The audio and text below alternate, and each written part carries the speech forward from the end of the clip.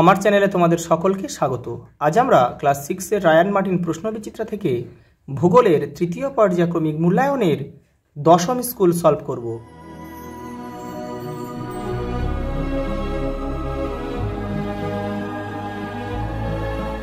দেখে নাও, এই যে 10 নম্বর স্কুল দেখো। প্রথম ম্যাপ পয়েন্টিং দিয়েছে, দেখো কী কী করতে হবে। কর্কট ক্রান্তি রেখা, ভারতের মরুভূমি অঞ্চল, সুন্দরবন, নর্মদা নদী, ভারতের দক্ষিণ পশ্চিম মৌসুমী বায়ুর গতিপথ। দেখে নাও, এই যে দেখো 10 নম্বর স্কুল, পেজ 319। এখানে তোমরা পেন দিয়ে নাম, ক্লাস, সেকশান আর রোলটা লিখবে।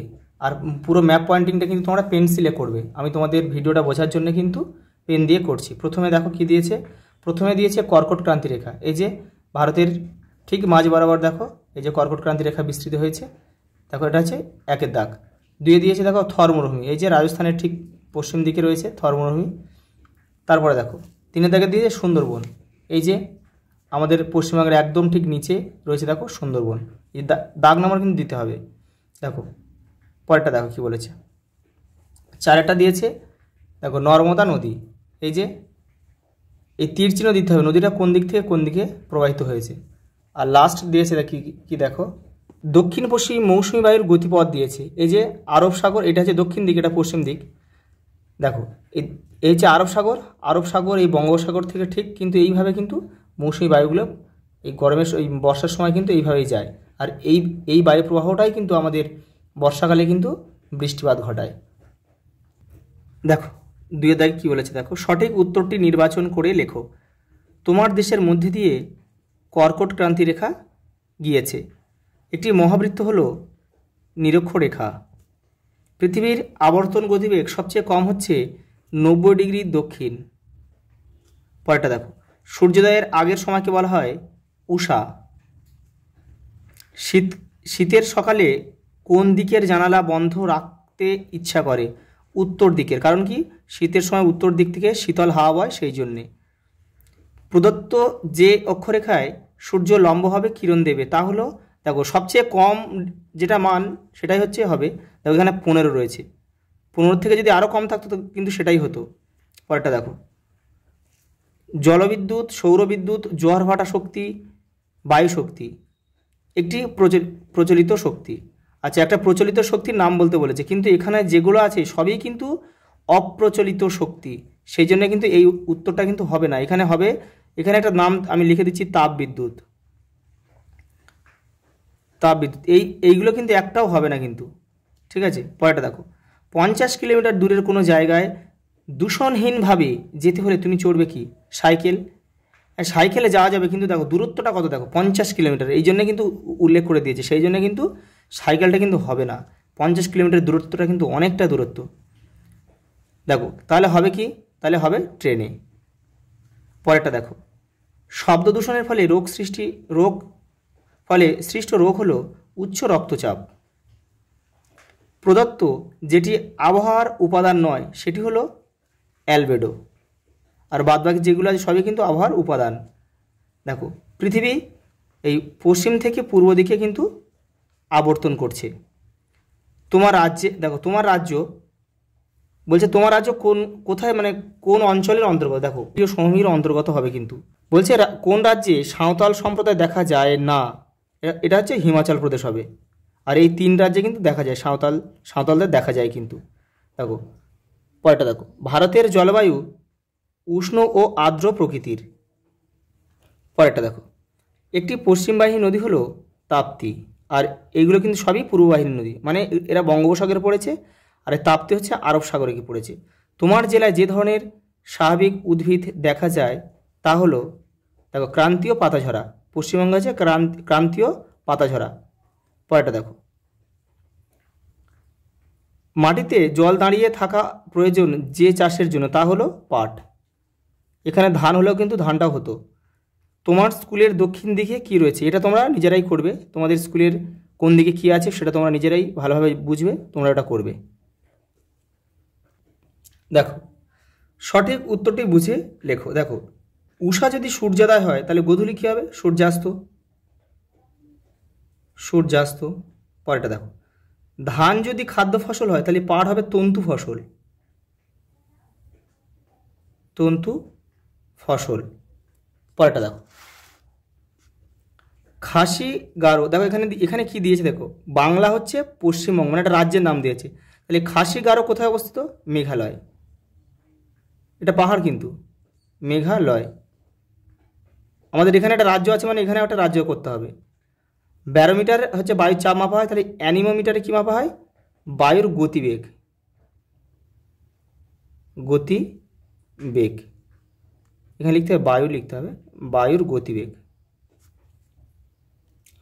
পরেরটা দেখো, শূন্যস্থান পূরণ করো। জলীয় বাষ্প একটি গ্রিনহাউস গ্যাস। উচ্চ রক্তচাপ, স্নায়ু দুর্বলতা ইত্যাদি রোগের কারণ হলো শব্দ দূষণ। পরেরটা দেখো, স্টেশনের ঘড়িতে 16.00 আওয়ার্স লেখা আছে, মানে 16টা দেখালে সাধারণ ঘড়িতে তখন বিকেল 5টা বাজবে। এটা ভুল, এটা কিন্তু অশুদ্ধ, তখন হবে বিকেল 4টে। মুম্বাই কলকাতার পশ্চিমে অবস্থিত, এটা শুদ্ধ। পরেরটা দেখো,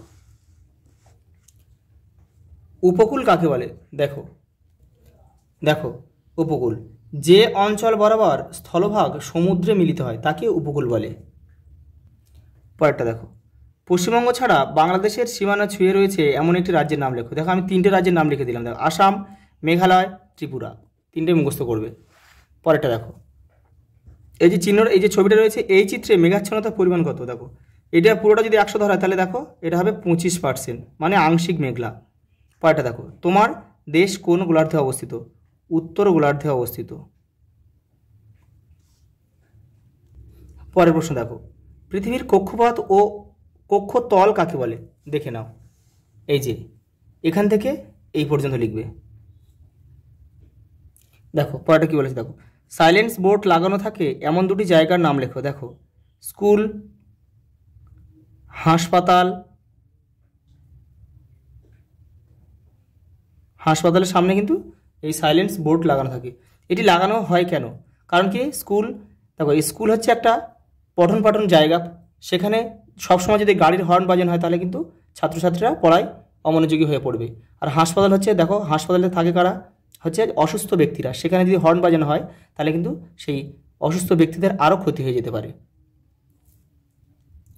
পরের প্রশ্ন দেখো, কয়াল কাকে বলে? এই যে মালাবার উপকূলের উপহ্রদগুলিকে কয়াল বলে। যেহেতু 2 রয়েছে সেই জন্য কিন্তু এটাকে পুরো লিখতে হবে। উপহ্রদ হলো স্থলভাগ দ্বারা আবদ্ধ লবণাক্ত হ্রদ যার একদিক সমুদ্রে উন্মুক্ত। একটা উদাহরণ দিয়ে দেবে, যেমন হচ্ছে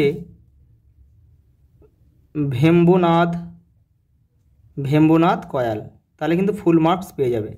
দুন কাকে বলে? দেখো 72 পেজে রয়েছে।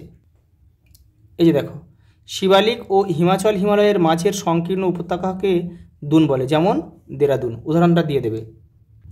পরেরটা দেখো, ইসলাম ও খ্রিস্ট ধর্মের একটি করে উৎসবের নাম লেখো। দেখো ইসলাম ধর্ম হচ্ছে মহরম, আর খ্রিস্টান ধর্ম হচ্ছে বড়দিন। পরেরটা দেখো, শুধুমাত্র চিত্রের মাধ্যমে যে কোনো দুটি প্রধান অক্ষরেখার নাম ও কৌণিক মান লেখো। অক্ষরেখা ও দ্রাঘিমা রেখা দুটি প্রধান পার্থক্য লেখো। দেখে নাও, এই যে দেখো প্রথম প্রশ্নের উত্তর এই যে রয়েছে, এই মানগুলো লিখতে হবে কিন্তু। এই যে 23.5 ডিগ্রি উত্তর, 23.5 ডিগ্রি দক্ষিণ, এগুলো কিন্তু লিখতে হবে। আর এই যে দেখো অক্ষরেখা আর দ্রাঘিমা রেখার এই পার্থক্য রয়েছে, এখান থেকে দুটো করে নেবে। পরের প্রশ্ন দেখো, সূর্যের দৈনিক আপাতগতি কাকে বলে? দেখে নাও, এই যে এখান থেকে এই পর্যন্ত পুরোটা লিখতে হবে। দেখো, পৃথিবী পূর্ব থেকে পশ্চিম দিকে আবর্তন করলে কি ঘটবে? তাহলে সূর্যকে আমরা পশ্চিম দিকে উঠতে দেখব আর পূর্ব দিকে অস্ত যেতে দেখব। পরেরটা দেখো, বিশ্ব উষ্ণায়ন বলতে কী বোঝো? দেখে নাও, এই যে এখান থেকে এই পর্যন্ত লিখবে। যেহেতু 3 নম্বরে রয়েছে এখান থেকে একটু তোমরা বেশি করে লিখবে, এই পর্যন্ত লিখবে, ফলাফলটাও দেবে। পরেরটা দেখো, অরণ্য সংরক্ষণ করার জন্য নেওয়া 3টি ব্যবস্থা উল্লেখ করো। দেখে নাও, এই যে এখান থেকে 3টে করে নেবে। পরেরটা দেখো, দক্ষিণ ভারতের 3টি নদীর উৎস ও মোহনা সহ নাম লেখো। দেখে নাও, এই যে দেখো তোমাদের 76 নম্বর পেজে রয়েছে, এই যে এই কটা পড়বে, কৃষ্ণা, কাবেরী আর নর্মদা। দেখো কৃষ্ণা হচ্ছে পশ্চিমঘাট পর্বতের মহাবালেশ্বর, পড়েছে কোথায়? বঙ্গোসাগর। কাবেরী হচ্ছে কর্ণাটকের ব্রহ্মগিরি থেকে উৎপন্ন হয়ে বঙ্গোসাগরে পড়েছে। আর নর্মদা অমরকণ্টক শৃঙ্গ থেকে উৎপন্ন হয়ে খামত উপসাগরে পড়েছে। আচ্ছা, এটা হচ্ছে কৃষ্ণা হচ্ছে পূর্ব হবে, এটা প্রবাহ দিকটা হচ্ছে পূর্ব হবে, এটা কাবেরীটাও পূর্ব হবে, আর এই নর্মদা কিন্তু পশ্চিম হবে।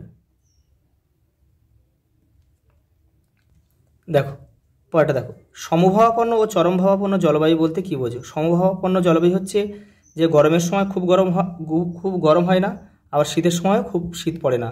আর চরমভাবাপন্ন জলবায়ু হচ্ছে গরমের সময় প্রচণ্ড গরম, শীতের সময় প্রচণ্ড ঠান্ডা। ভারতের দুটি শহরের নাম লেখো যেখানে এই দুই প্রকার জলবায়ু দেখা যায়। দেখো এই চরমভাবাপন্ন হচ্ছে দিল্লি বা রাজস্থান লিখলে হবে, রাজস্থান। আর সমভাবাপন্ন হচ্ছে শহর হচ্ছে কলকাতা, মুম্বাই। পরেরটা দেখো, 2000 মিটার উচ্চতায় 15 ডিগ্রি সেন্টিগ্রেড উষ্ণতা হলে 4000 মিটার উচ্চতায় উষ্ণতা কত হবে? হাফ হয়ে যাবে, তাহলে আবার 7.5 ডিগ্রি। কারণ কি বলতো? কারণ উচ্চতা বৃদ্ধির সঙ্গে সঙ্গে উষ্ণতা কমে যায়। পরেরটা দেখো, হিমালয় পার্বত্য অঞ্চলে জনবসতি তুলনামূলকভাবে কম কেন? দেখো তোমাদের টেক্সটের 72 নম্বর পেজে উত্তরটা রয়েছে। এই যে দেখো, এখান থেকে এই পর্যন্ত লিখে দেবে। পরের প্রশ্ন দেখো, খাদার ও ভাঙার কাকে বলে? এই যে দেখো, এই যে খাদার, এই ভাঙার। পরের প্রশ্ন দেখো, সবুজ বিপ্লব কাকে বলে? এই দেখো 94 নম্বর পেজে রয়েছে, এটা এখান থেকে এই পর্যন্ত লিখবে। পরের প্রশ্ন দেখো, চা চাষের জন্য প্রয়োজনীয় উষ্ণতা ও বৃষ্টিপাতের পরিমাণ উল্লেখ করো। দেখে নাও, এই যে দেখো, এই বৃষ্টিপাত আর এই উষ্ণতা। পরের প্রশ্ন দেখো, বায়ুর আর্দ্রতা কাকে বলে? দেখে নাও, এই যে নির্দিষ্ট উষ্ণতায় নির্দিষ্ট পরিমাণ বায়ুতে যে পরিমাণ জলীয় বাষ্প থাকে সেটাই ওই বায়ুর আর্দ্রতা। পরেরটা দেখো, প্রতিটি দেশের নিজস্ব প্রমাণ সময় থাকে কেন? দেখো এখান থেকে লিখবে তোমরা, এই যে এখান থেকে পুরো এই পর্যন্ত লিখবে, এই যে ধরে নেওয়া হয়। দেখো লাস্ট প্রশ্ন, মৌসুমী বায়ুর বৈশিষ্ট্য, দুটি বৈশিষ্ট্য দেখো, এই যে এই পর্যন্ত। এখানে দেখো 4টে রয়েছে, 2 কি 3টে লিখে নেবে। তোমাদের কিন্তু ক্লাস 6-এর 3rd পরীক্ষার সব কিন্তু ভূগোলগুলো আমি কমপ্লিট করে দিলাম, তোমরা ভালোভাবে এগুলো তৈরি হয়ে নেবে। আজ এই পর্যন্ত, দেখা হবে পরের ভিডিওতে।